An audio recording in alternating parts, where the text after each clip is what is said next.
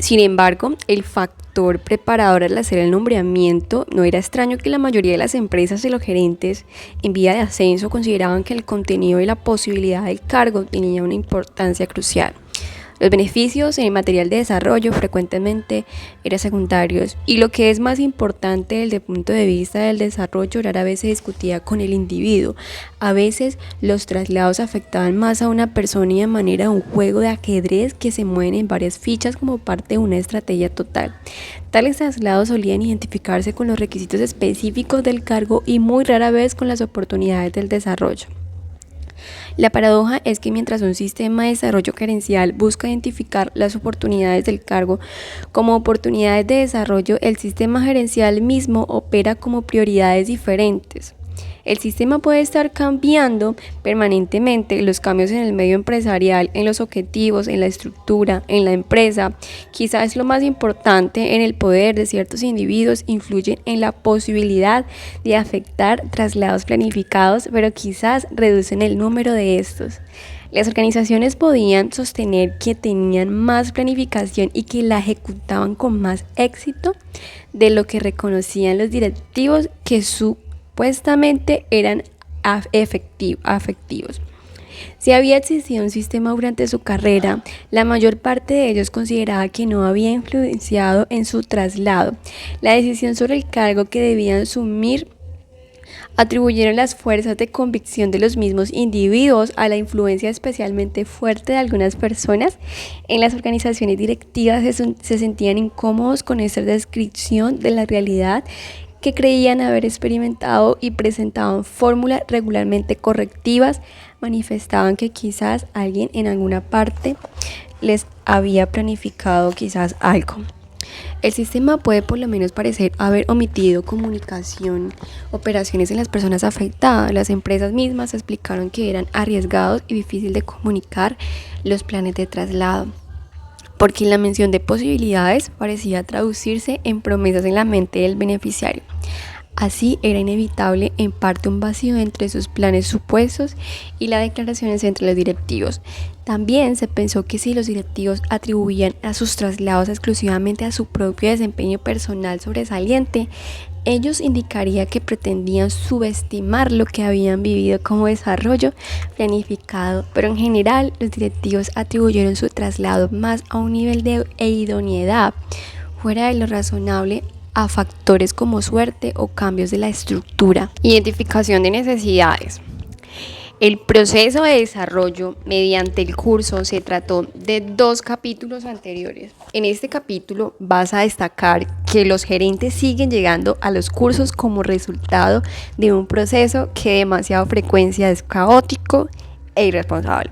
Eso se debe en parte quizás a los elementos del sistema formal que no obran de concierto. Quizás supongamos que la evaluación identificada también la necesidad de desarrollo, pero que todo lo que surge por este camino fue marginado, como los procesos de toma de decisiones sobre cursos. Las personas que tienen poder en la organización, a veces incluso los directivos del personal, conocen directamente o por referencia algunos cursos buenos y buscan a quién enviar. Con tales efectos en el proceso de identificación antes de enviar a los gerentes, a los cursos, a los problemas, a contenidos de procedimiento señalado en el capítulo anterior, puede multiplicarse hasta traducirse en una experiencia sin mayor sentido o quizás profundamente decepcionante. Los procesos de análisis del desempeño individual y análisis del potencial deben ser una parte fundamental de un sistema eficaz de desarrollo formal.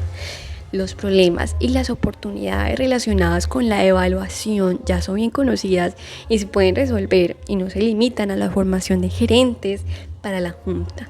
Los problemas de identificar el potencial se ha definido menos claramente y hay más desacuerdos sobre la manera de resolverlos. En vez de repetir esos argumentos que ya han sido bien analizados y resumidos por Rendell, sería más pertinente elegir algunos aspectos que son aplicables en particular a los directivos que entrevistamos. Las empresas mencionaron con frecuencia la evaluación sí como importante herramienta para el desarrollo gerencial. Sin embargo, individualmente los directivos rara vez lo mencionaron como un factor de influencia en su desarrollo y tampoco habían iniciado que hubiese influido en el desempeño de su cargo. Y si bien nuestras entrevistas confirman la relativa ineficacia de nuestros sistemas de evaluación, un punto todavía más importante fue el grado en el que el fracaso del pasado se aumentaba por la práctica del presente. Muy pocos directivos eran objeto de evaluación de alguna importancia. Incluso en las organizaciones que tenían sistemas de evaluación y en las cuales ellos mismos evaluaban a sus subalternos, rara vez a ellos los evaluaban formalmente el presidente ejecutivo o el presidente de la junta. Esos hallazgos no les causaron sorpresa a quienes saben lo que sucede en la cumbre de las organizaciones. Tampoco les causará sorpresa saber que nunca se preguntaban si los directivos tenían o no necesidades en materia de desarrollo. Esta omisión se debe a motivos bien conocidos. Existe la suposición implícita de que una vez que la persona ha alcanzado el nivel de junta principal o bien esté plenamente preparada para el cargo que desempeña ahora, o bien esté por encima de toda consideración de ese tipo, algunos directivos dijeron que en ese caso ninguna de sus dos posiciones era cierta. No veían la lógica de un sistema que los obligara a evaluar aquellos subalternos, pero los negaban a ellos mismos procesos con sus jefes. Expresaron las mismas opiniones compartidas por los gerentes de todos los niveles respecto a la conveniencia de deliberar sobre el presente y el futuro. Dijeron que el hecho de estar en la junta no significaba que hubiese cesado su necesidad y su capacidad de continuar el desarrollo personal. No hicieron estos comentarios sobre los directivos, pero sí un número suficiente de ellos como para revelar el fracaso del sistema en el nivel más alto. Algunos directivos desempeñaban su trabajo de acuerdo con un orden de prioridades y objetivos escritos y acordados con el presidente ejecutivo y discutían con él, pero muchos se movían en un ambiente de alto nivel donde los juicios sobre su desempeño se hacían según lo que veían algunos de ellos.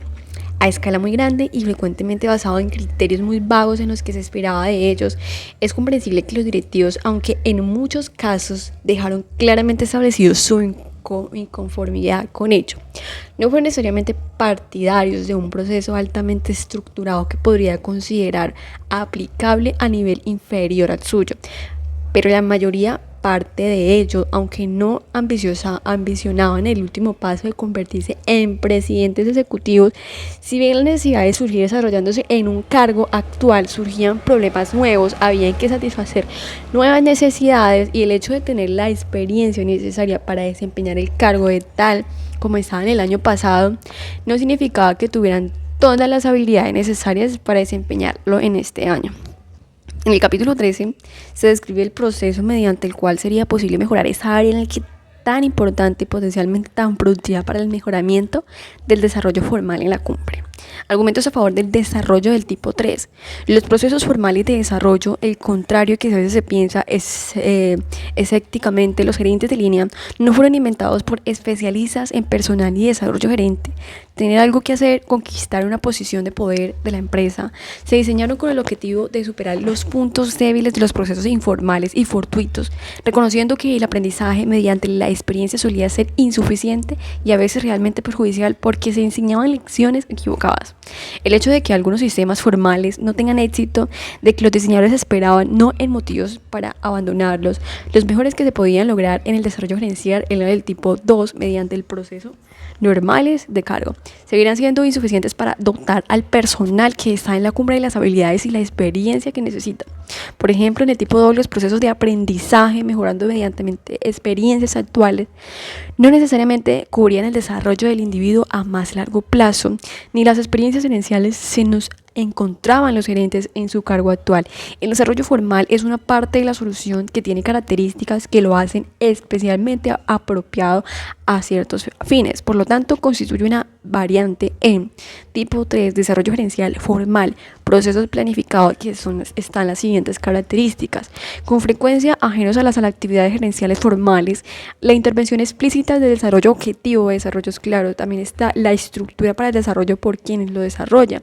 planificados de antemano, examinados después de como experiencias de aprendizaje, pertenecen a quienes lo elaboran como los gerentes.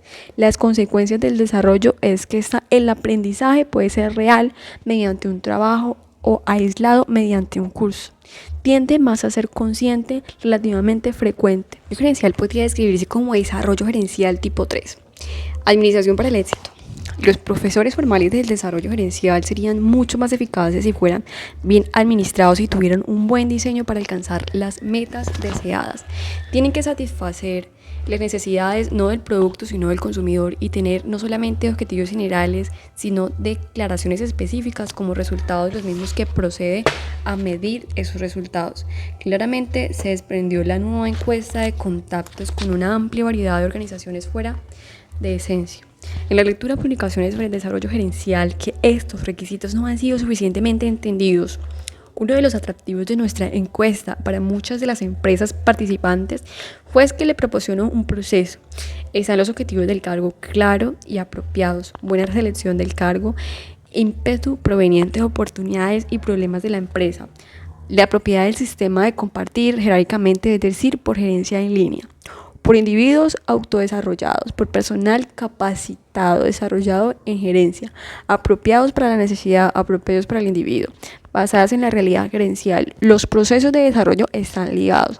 Los procesos de aprendizaje se identifican y se trabajan en ellos. Los resultados se identifican y se miden. Para medir la eficacia de su sistema, al menos conforme se había aplicado en el pasado y para su personal de más alto nivel, la figura 7 refleja los hallazgos de la encuesta completados por otras experiencias. Varios de esos factores se han planeado ya un hallazgo en proporciones generales.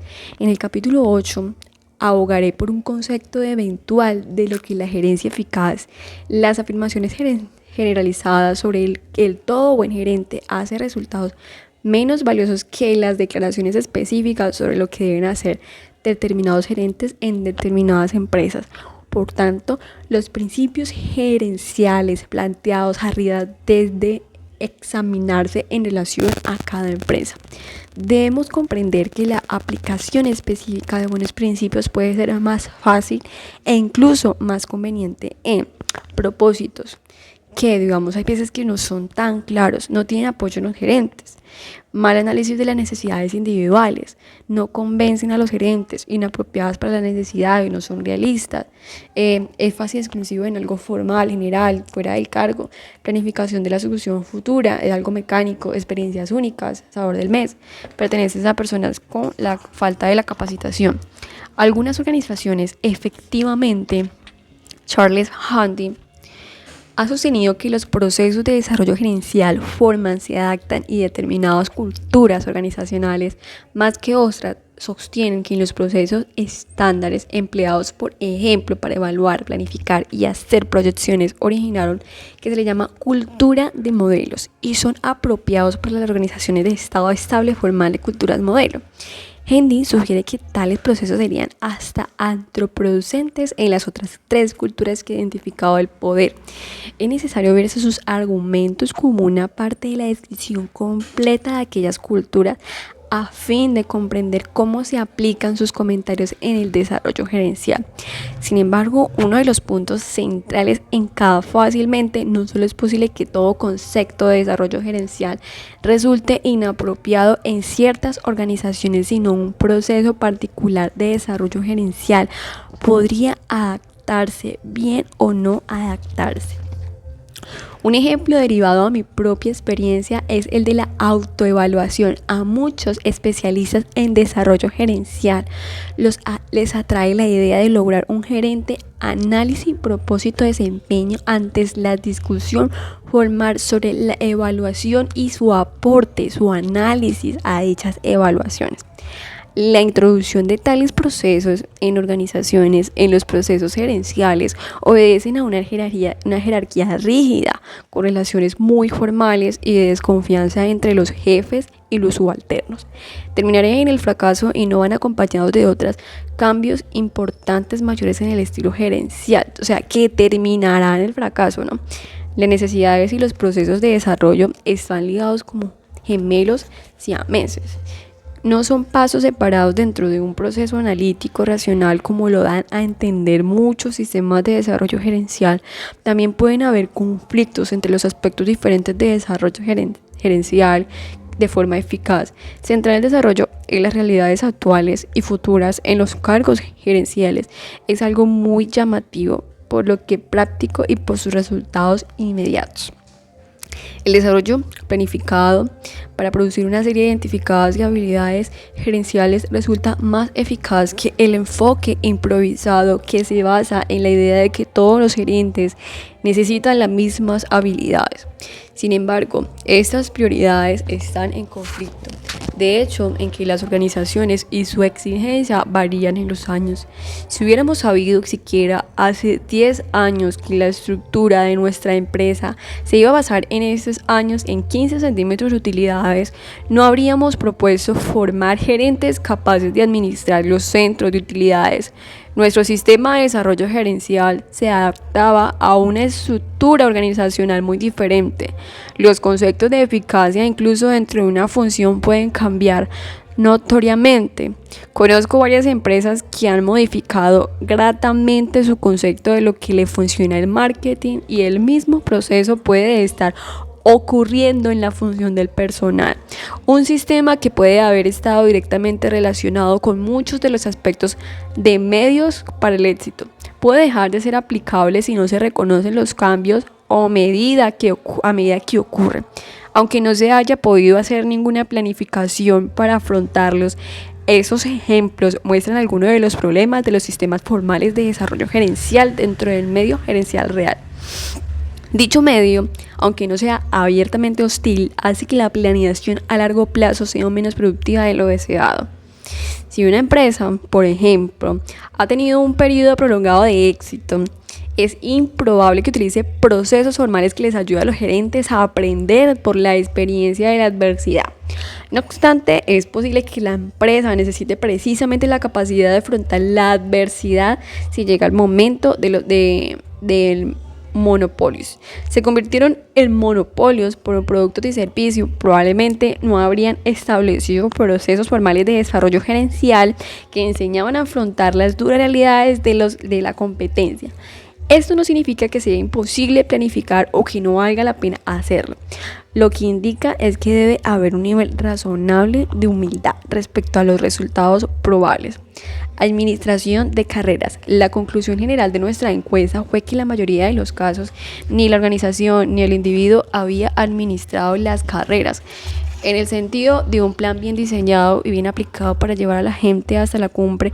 Eso se debió en parte que los directivos manifestaron que no tenían aspiraciones de esa clase a largo plazo, y parte de que los procesos de planificación para la rotación de los cargos, como se describió antes en este mismo capítulo, no existían. En la mayoría de los casos se aplicaban solamente a medias. No obstante, la planificación de una carrera parecía ser aconsejable tanto desde el punto de vista de la empresa como de la persona. En la práctica, la empresa y el individuo compartían su renuncia a concentrarse en los asuntos relativos a la planificación de la carrera, y hasta cierto punto su falta de herramienta necesaria. Los capítulos 11, 12 y 13 ofrecen cierta guía en algunos de los procesos que podrían utilizarse como ayuda para los individuos que afrontan estos asuntos. Los dos factores esenciales para una buena planificación de la trayectoria desde el punto de vista del individuo son una comprensión más clara de los valores del individuo, de sus tipos de satisfacción en el trabajo y la vida de hogar y sus niveles de habilidades y capacidad, conciencia de las oportunidades que hay en la organización actual y fuera de ella. Como ya se indicó, la experiencia de la mayoría de los entrevistados fue de fracaso de la organización en ambos aspectos, lo que reveló nuestra muestra relativamente pequeña. Lo confirma otras diversas fuentes. Fisher describe muy bien los requisitos para una buena intervención empresarial en ese proceso. Su obra es útil no solo porque identifica los marcos y los procesos prácticos, sino porque además describe las tensiones y las restricciones que inhiben una de la clara planificación de la carrera de la práctica. Una de las causas principales de los problemas se revela en un estudio diferente que mostró que el número de gerentes cuya vinculación con una empresa duraba toda la vida había disminuido del 34% en 1950 al 10% en 1983. Un tema importante que si las personas con potencial para llegar hasta el nivel máximo de gerencia pueden identificarse muy temprano y está bien definido a ese potencial. Seguirá siendo válida cuando la cantidad haya dejado a la cima. Las organizaciones que creen lo primero que siempre han reflexionado en el segundo. Como consecuencia de ello, las carreras se planifican no solo en fundamentos endebles, sino sobre ambos estudios parecen reforzar la afirmación de que el individuo ha de asumir la responsabilidad de planificar su carrera, no solamente porque la empresa pueden hacerlo muy mal, sino porque los traslados de una empresa a otra hacen menos eficaz el aporte de cualquiera de ellas. Según la experiencia de muchos de nuestros directivos, sus traslados dentro de la organización no habían sido planificados por ellos mismos y por terceros. En cambio, los traslados a otras organizaciones dependían mucho más de la voluntad del individuo en mundos cuando la previa elección deliberada, más que si de respuesta de oferta de trabajo a avisos de vacantes. Nuevamente encontramos un conflicto entre distintos aspectos del proceso que se encuentran eventos gerentes. La diversidad de experiencias de diferentes organizaciones, tanto futuras como pasadas, pueden considerarse como muy útiles en los cargos más altos. Al mismo tiempo, el cambio de enfoque frecuentemente es menos atractivo tanto para las empresas como para los individuos desde que se perdió la fe en las virtudes del gerente general capaz de administrar cualquier cosa, concepto de empresa especialmente en la obra de John Keter. Sin embargo, en cuanto al individuo, el grado de dirección que tenga su actual organización puede determinar la conveniencia retirada en ella para seguir una carrera razonable. Describe muy bien los problemas de comprender y conciliar las necesidades del individuo y la empresa en materia de planificación en lo que respecta al desarrollo para llegar a la cumbre. Es interesante señalar que, en su opinión, la crisis, si eso ocurre, se presenta en la mitad de la carrera. Ese es el momento en el que las realizaciones comparadas con las aspiraciones y la relativa importancia del trabajo, la carrera y la vida total de gerente puede crear problemas enormes, las cuales serían especialmente traumáticas si hay conflictos entre las necesidades familiares y profesionales. Ascensos. Los comentarios anteriores relativamente a la planificación de la carrera se concentraron en aspectos que son especial importancia tanto para las personas que ven ascenso hacia la cumbre de la organización. Podrían decirse que un interés en planificar la carrera de esas personas solamente serían contraproducentes e ineficaces. La identificación de una élite minusvaloraria en el esfuerzo por pro de ellas haría la diferencia entre los demás empleados de tal manera que al final no se producirían buenos gerentes para la cumbre. En todo caso, el individuo identificado no llegará a la cumbre, en cambio llegará a otros que no habrían sido identificados. Consideraciones similares son aplicables de las decisiones sobre ascensos y cualquier intento de manejarlas con la única finalidad de producir mejor gente en la cumbre sería todavía menos realista. La planificación de la carrera incluye desde luego la posibilidad de traslado que no constituyen ascensos. El gerente puede pasar de desempeñar un cargo de otra clase, pero al mismo nivel de desempeñar el mismo cargo a una organización diferente, como se explicó en el capítulo 2. Sin embargo, la trayectoria hacia la cima implica ascensos en alguna etapa, aunque se trate de que el hijo del dueño se transformó en asistente personal sin título en presidente ejecutivo. El proceso de ascenso es fundamental en toda organización de diversas razones gerenciales inmediatas, pero resulta especialmente crucial en relación con el proceso formal de desarrollo gerencial. No tiene sentido planificar la sucesión, elaborar planes de desarrollo para individuos y someter a las personas a experiencias de desarrollo si luego no las ascienden a la posición para la cual se capacitaron con esos procesos. En nuestra encuesta, no estudiando los procesos de selección mediante los cuales los directivos habían ascendido a sus posiciones actuales, incluso varios habían sido contratados fuera de la empresa. Sin embargo, algunas organizaciones describieron las formas en que su sistema de desarrollo y planificación gerencial afectaba directamente a los procesos de promoción y probablemente los mejoraba. Como nos dijeron, en una empresa se podían aprovechar la sabiduría y la presión colectiva. Había un comité que examinaba el desarrollo de los individuos y tenía derecho a discutir los nombramientos, al que el respectivo gerente y la línea seguían teniendo la autoridad de sus colegas. del comité podía discutir si eran correctos o no las decisiones que él pensaba tomar, y si algo era muy importante en el contexto de ese libro, los comentarios no se basaban únicamente en el desempeño demostrado en las características personales del gerente, sino se tenía en cuenta si el desarrollo del gerente tuvo experiencias apropiadas. El otro aspecto de ese proceso es que se refleja a algunas otras empresas grandes. Era el propósito llegar a un acuerdo general respecto al nombramiento de la gerencia. En algunas organizaciones la decisión correspondía al directivo, que tuviera autonomía total; en otras de las decisiones era compartida.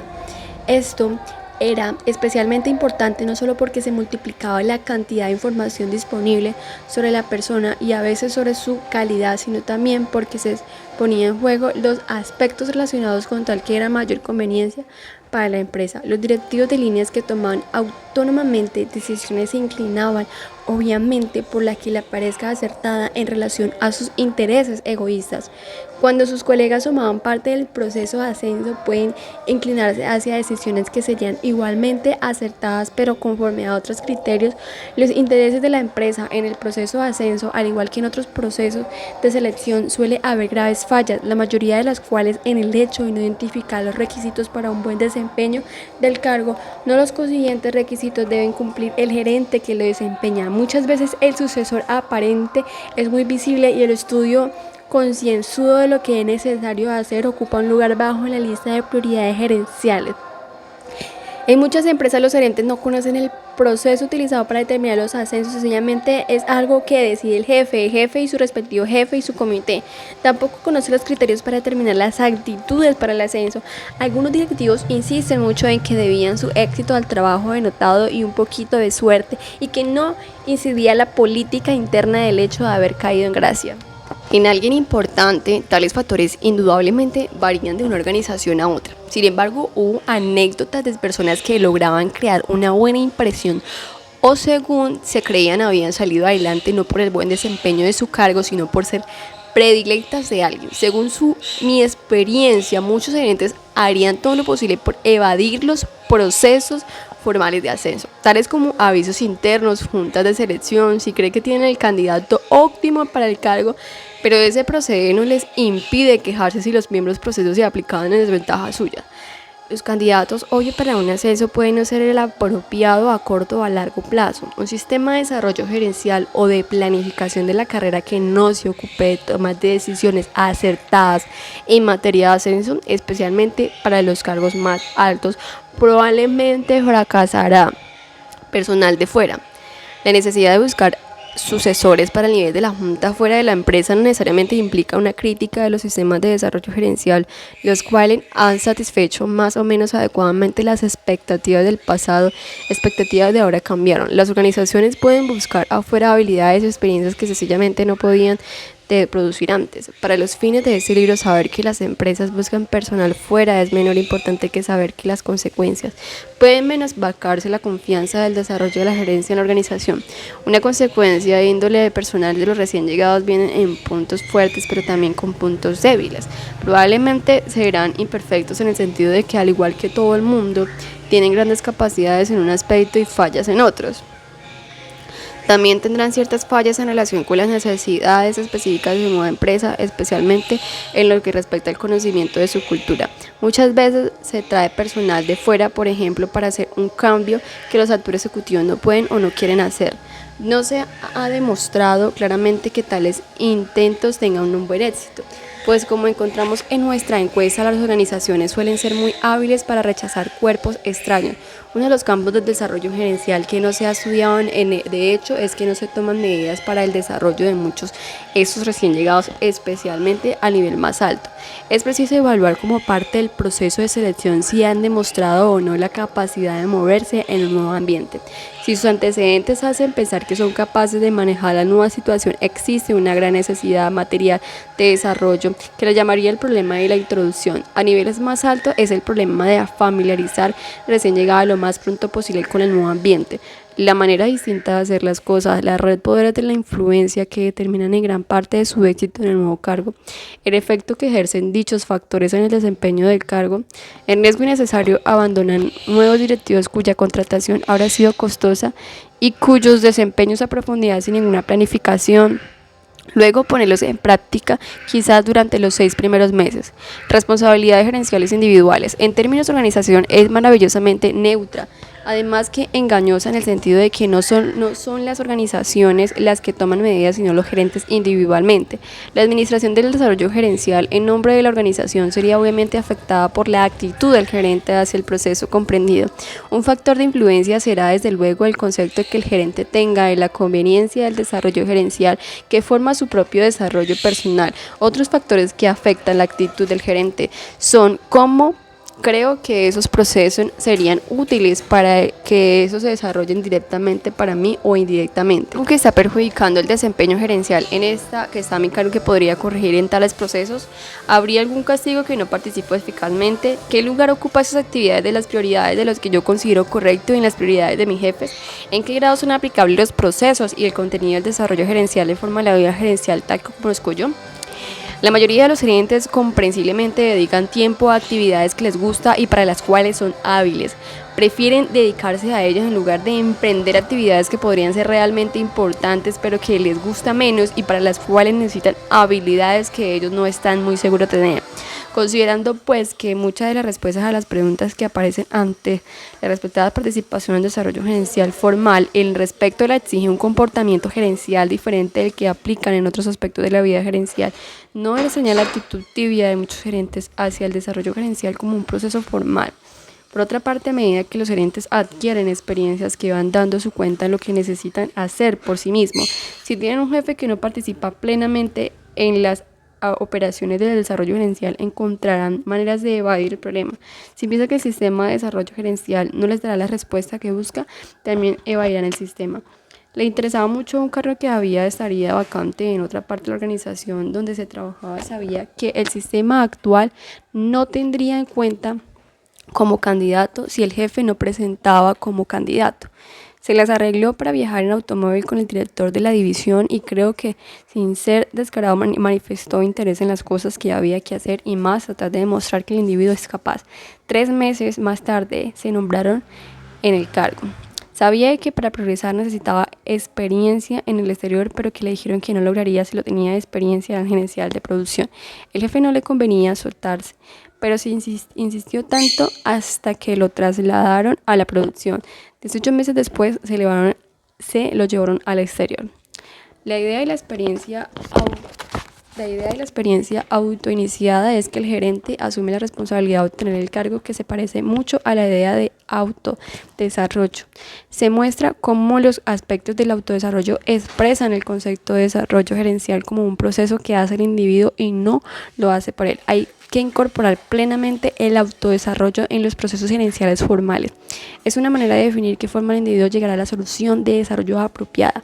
El comienzo de este capítulo dijo que la eficacia de los procesos formales del desarrollo gerencial dependía de la naturaleza, que ampliamente habían factores. La tercera columna en los factores que surgen de la naturaleza del individuo.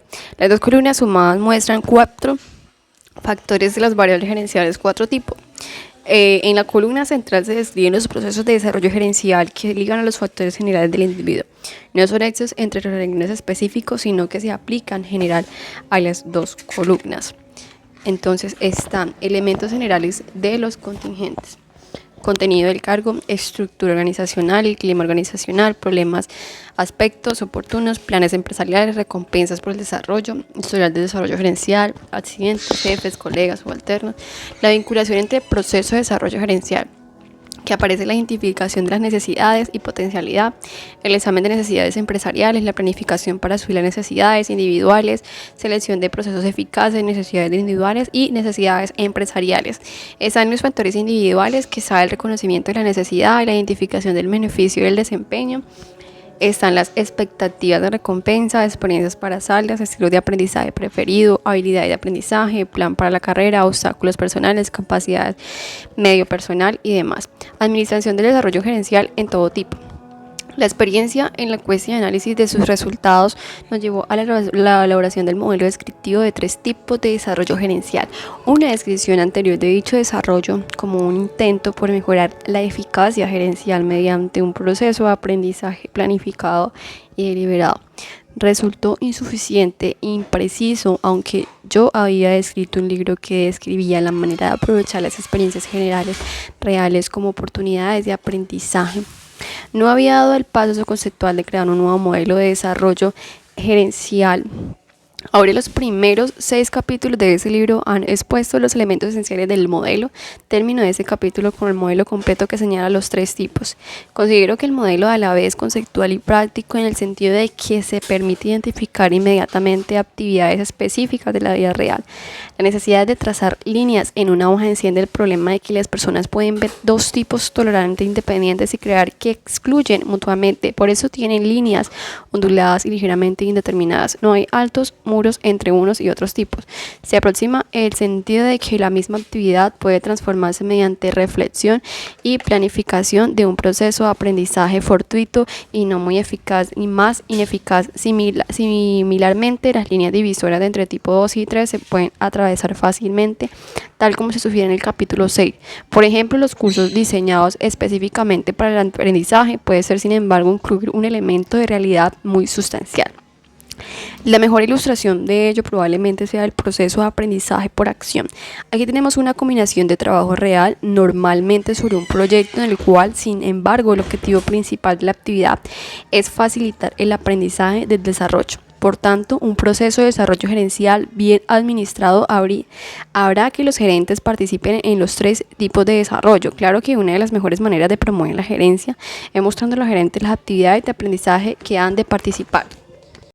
Los procesos fortuitos ocurren dentro de las actividades gerenciales.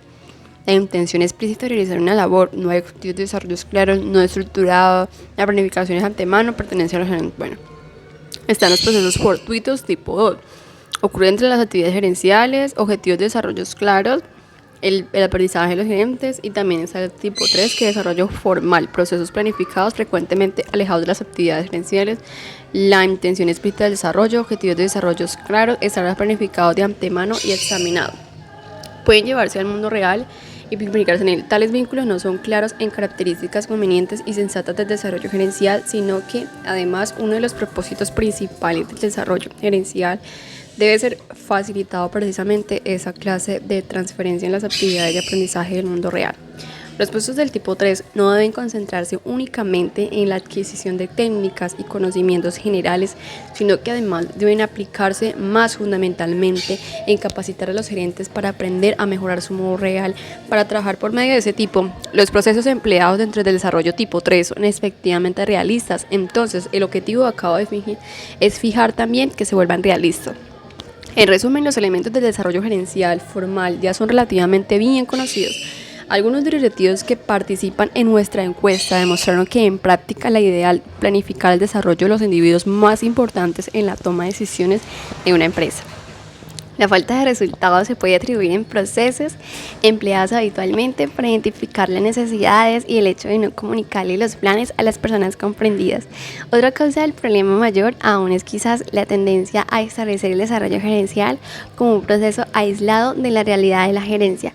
El éxito está en mejorar los aspectos formales del desarrollo gerencial y en buscar la integración de las actividades gerenciales reales mediante el proceso tanto el tipo 2 como el tipo 3. Está también la segunda parte, ¿por qué los altos gerentes aprenden? Entonces, la naturaleza del trabajo gerencial es distinta de la que deben entender algunas teorías que siguen denominadas en el contenido de gran parte del desarrollo gerencial formal. Los primeros capítulos de esta segunda parte examinan la naturaleza del trabajo y el más alto nivel de los factores que conducen a diferentes requisitos en diferentes organizaciones. Aquí se explora con cierta profundidad lo que realmente hacen los directivos y lo que influyen en ellos a fin de mostrarles a los directivos y a los encargados de desarrollo la diversidad y actitudes que serán necesarios desarrollar.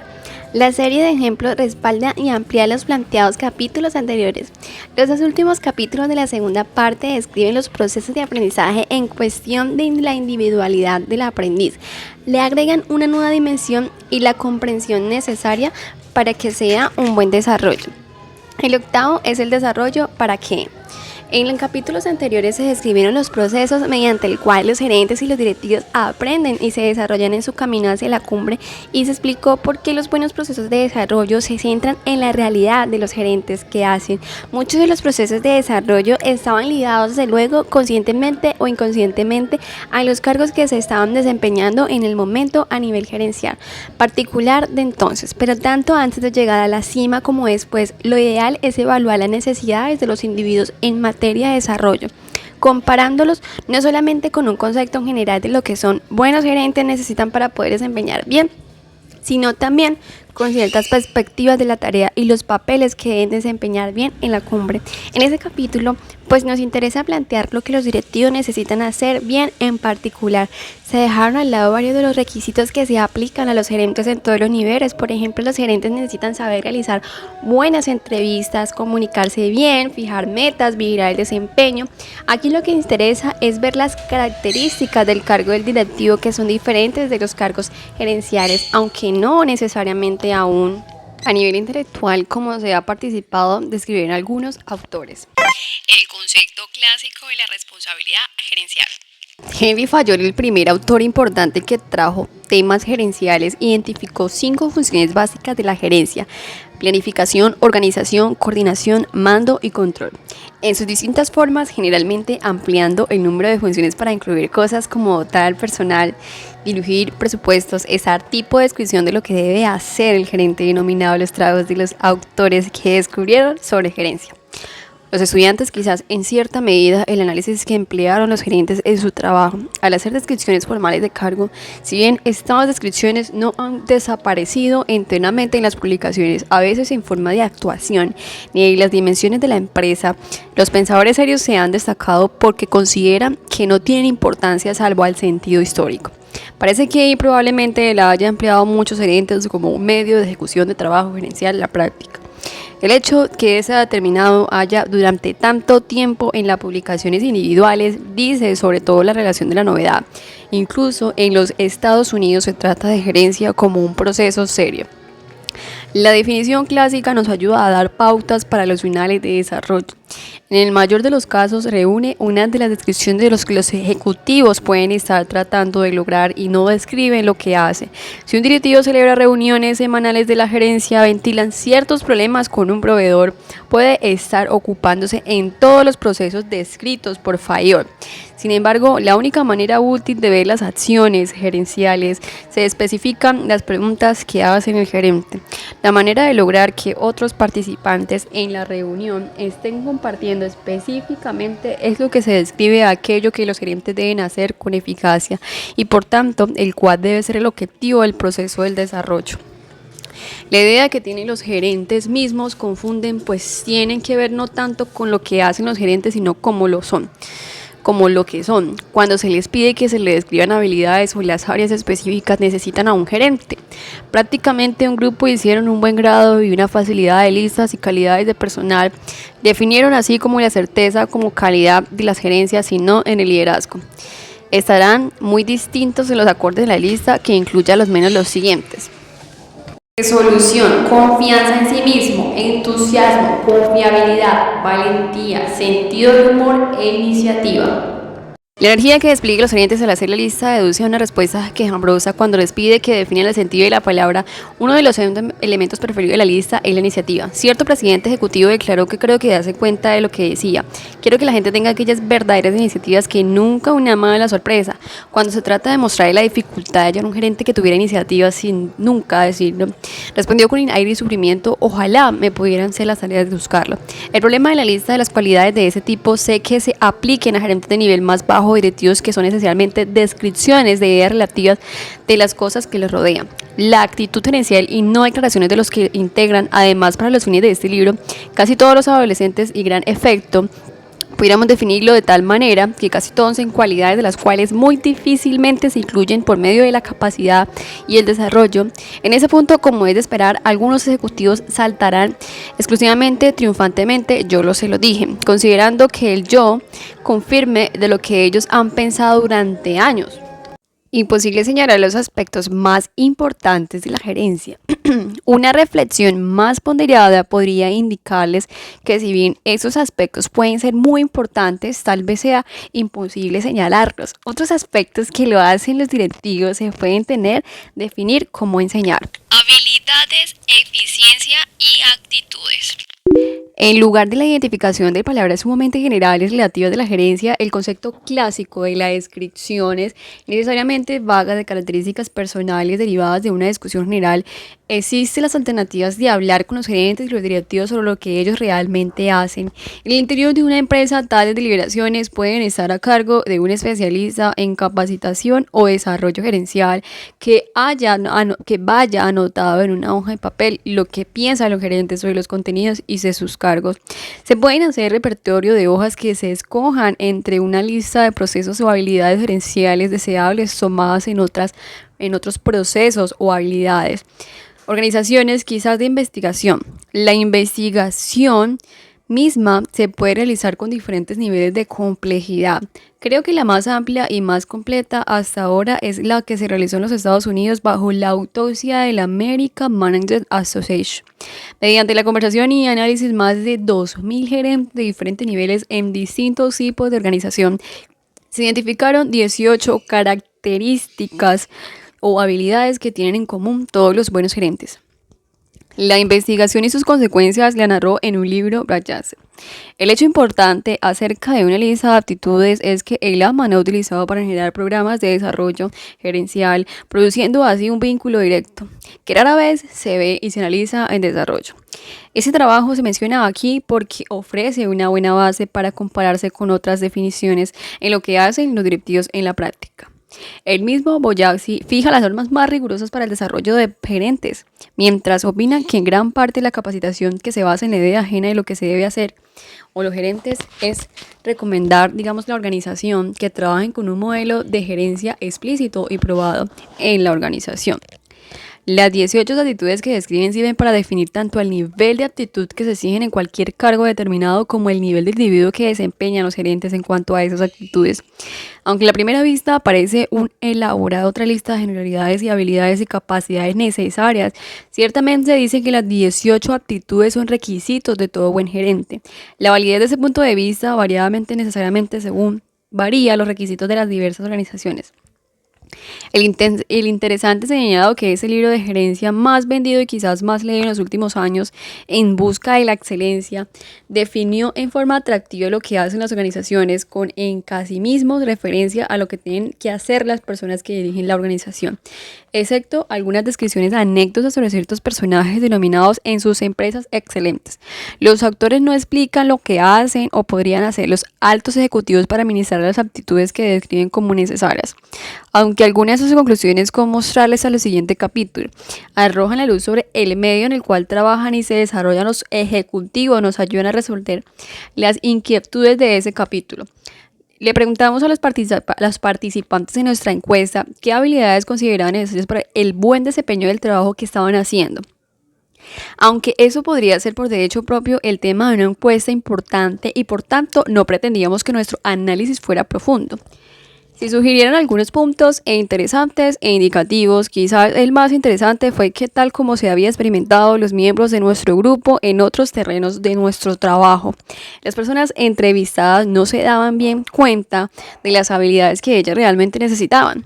Nuestra experiencia con gerentes relativamente en procesos como redactar descripciones del cargo ayuda a hacer evaluaciones que nos habían demostrado cuán difícil es para muchos de ellos examinar su propio cargo en forma analítica, si bien no fuera sobresaliente el volumen general ni la calidad de los comentarios a las propuestas de la encuesta. Las observaciones útiles que hicieron fueron especialmente significativas por estar dentro del contexto de la pregunta sobre el desarrollo.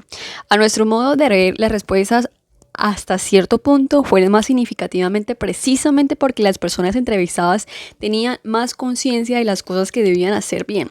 Si las preguntas se hubieran hecho dentro de otro contexto, las respuestas habrían encajado más fácilmente en el enfoque de las cualidades personales que se indicó antes. Escogimos las siguientes listas como indicativo de las habilidades y comportamientos que son especialmente necesarios a nivel de la Junta. Empezar a identificar el rumbo estratégico, adoptar el punto de vista de la empresa en lugar de representar una visión funcional, absorber y recordar cantidades de datos sin perder de vista los temas principales, planificar el futuro más que administrar el presente, administrar relaciones externas, obrar con eficiencia en diferentes culturas empresariales, influir en directivos que tengan el mismo poder de uno, hacer y actuar de los demás en vez de actuar uno mismo, relaciones con directivas no ejecutivos. Obsérvese que en varias de esas propuestas se aplican a las empresas grandes y quizás multinacionales más que a las pequeñas, no solo productos o servicios. Revelaciones autobiográficas. Bien puede ser que una de las indispensables eficiencias de las personas que están en la cima y no suelen identificarse en las publicaciones sobre el tema es ser un individuo característicamente claramente identificable de prioridades que claramente se reconocen y se operan en la empresa. Ciertamente mi experiencia en varias organizaciones me han indicado que los gerentes de todos los niveles prefieren tener un individuo poderoso, quizás dos, identificados como el jefe o el viejo, y se consideran que conducen la organización hacia adelante.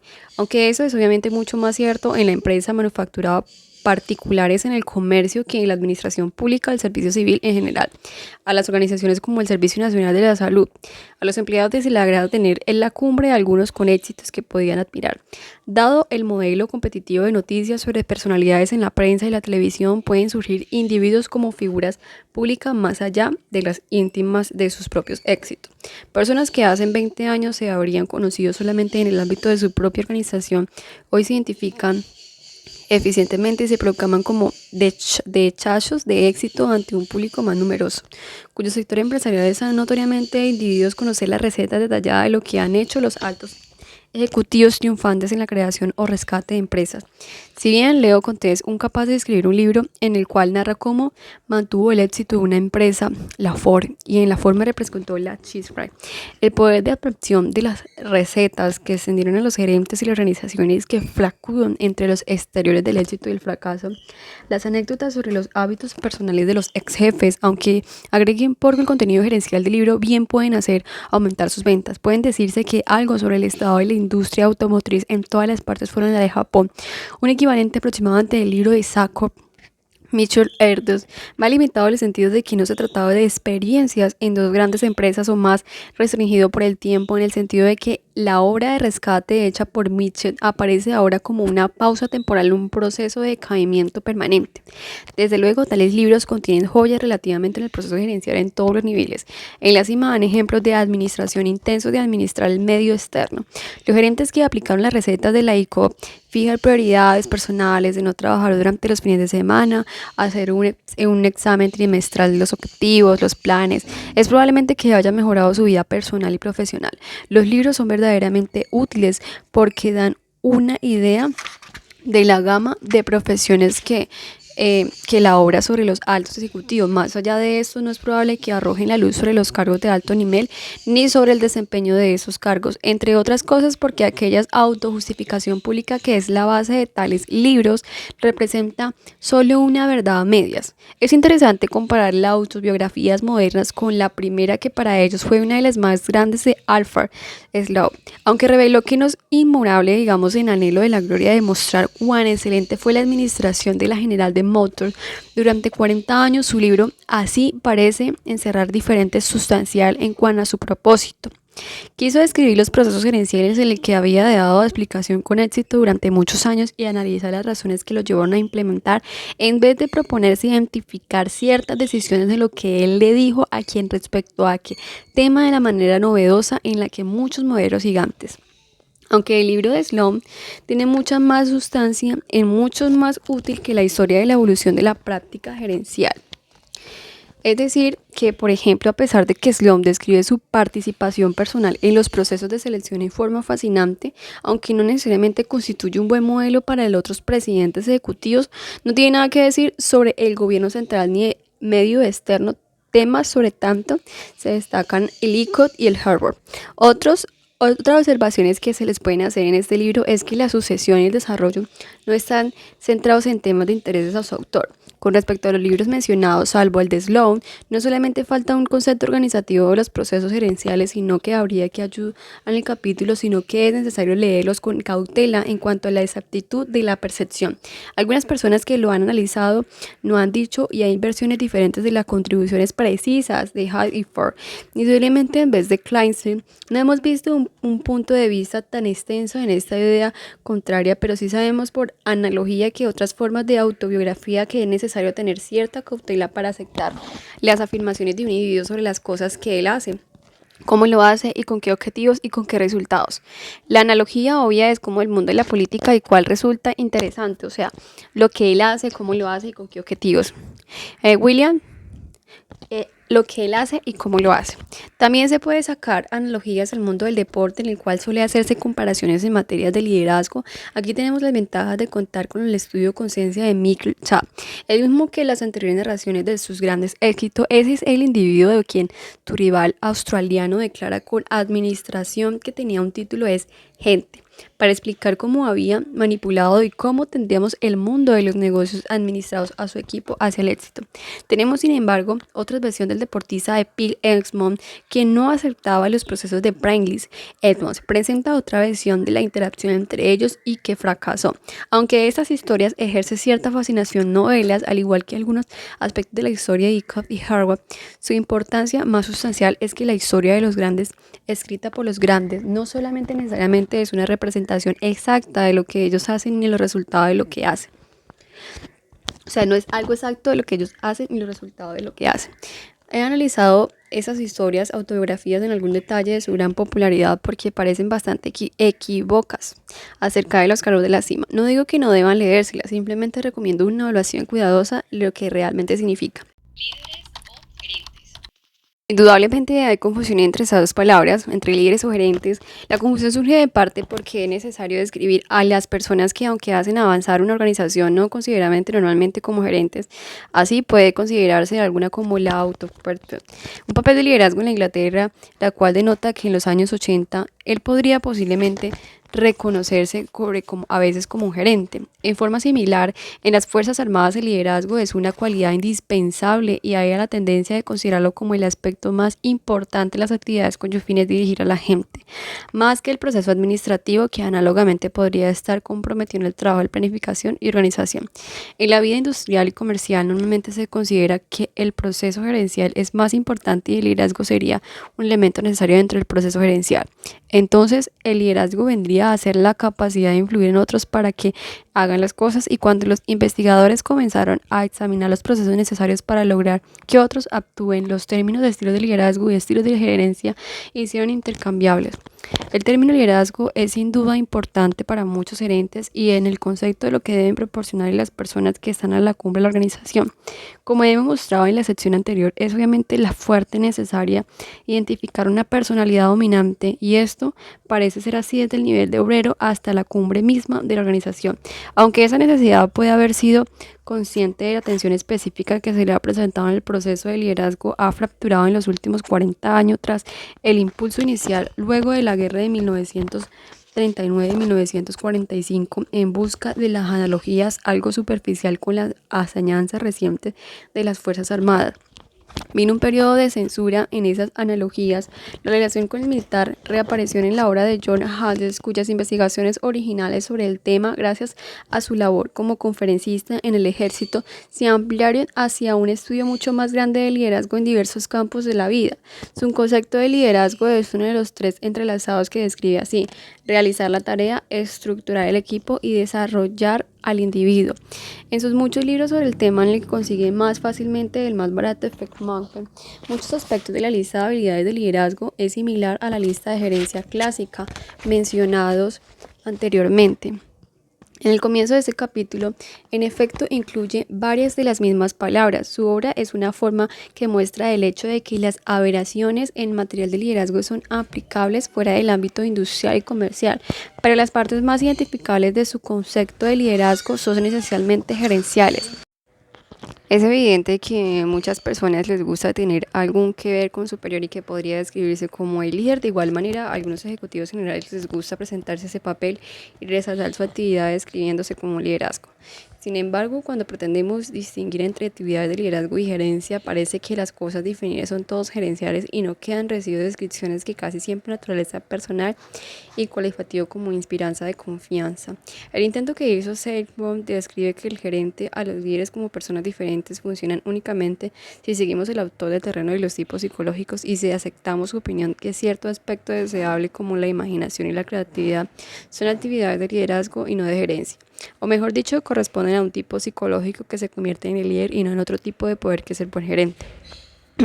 La fuerza de atracción de la palabra y el concepto, de manera firme como se desprende de la popularidad sostenible de muchos libros y la acogida que ha tenido algunos cursos frecuentemente basados en algunas experiencias al aire libre, que incluye la palabra liderazgo en el título, quizás la vanguardia y hasta el atractivo, y la palabra necesariamente van a justos. Es improbable que la gente deje de anhelar a alguien llamado un líder, es improbable que las personas que están en la cima de la organización dejen de sentir agrado cuando le dicen líderes.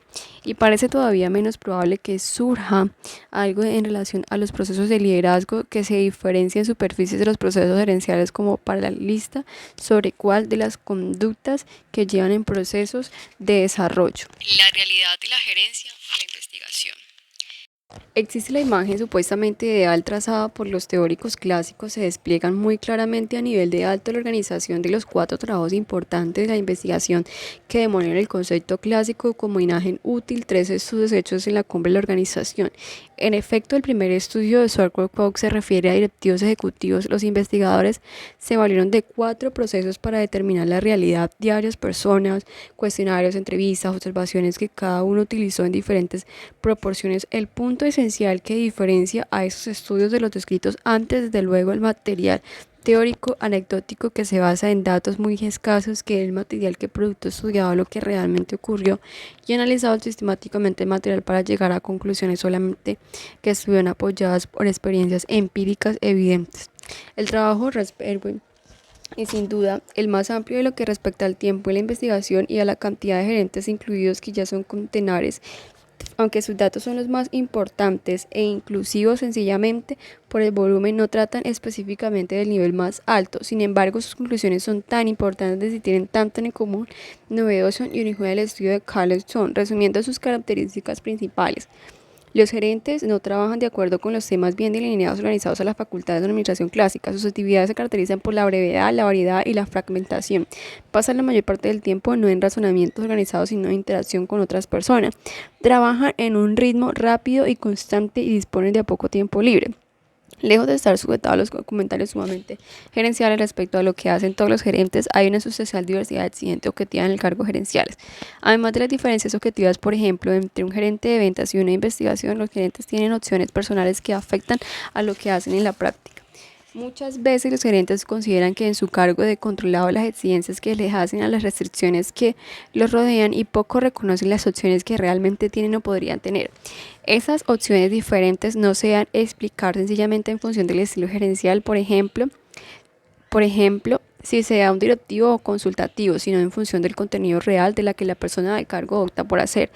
Todos los investigadores aquí citados están sustancialmente de acuerdo con estas conclusiones, aunque cada cual tiene luego un modelo para interpretar lo que hacen los gerentes. Cronológicamente, el siguiente investigador principal, después de Carl Harris Morrison, su cuestionamiento de los contextos aceptados en los procesos gerenciales es más accesible hasta mejor planteado en su artículo de The Manager.